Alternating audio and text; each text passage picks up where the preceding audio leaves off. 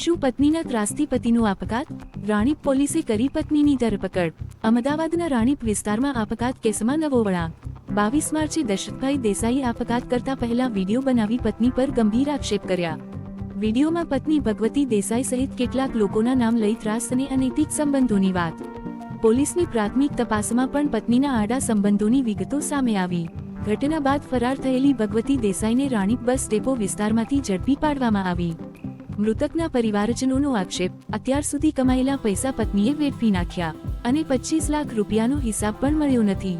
પત્ની દ્વારા વારંવાર ધમકી અને ઘરના કંકાસથી દશરથ ડિપ્રેશનમાં હોવાનો દાવો. પરિજનો દ્વારા અન્ય આરોપીઓની પણ ધરપકડની માંગ.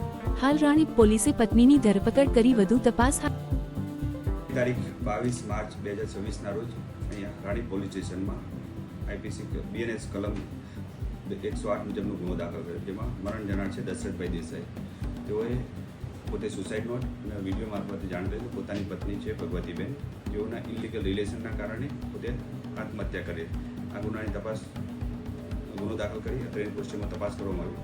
ત્યારબાદ આરોપીના સંબંધીઓના જગ્યાએ ચેક કરતા મળી આવેલ નહીં અને બેન જે તે સમયે સેશન કોર્ટમાં આગોતરા માટે બી ગયેલા જે આરોપી બેન છે ભગવતીબેન, તેમના આગોતરા પણ રિજેક્ટ થયેલા. ત્યારબાદ પોલીસની બાતમીના આધારે ગીતામંદિરથી તેમને ગઈકાલ તારીખના રોજ 16:30 વાગે અટક કરવામાં આવેલા છે.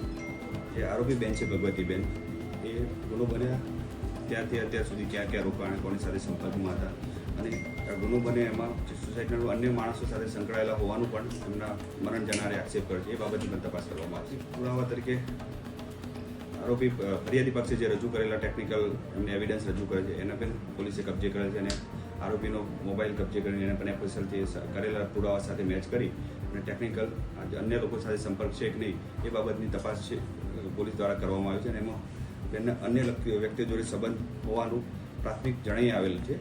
એ બાબતે પુરાવા કરી અને બેનની ધરપકડ કરવામાં આવી છે.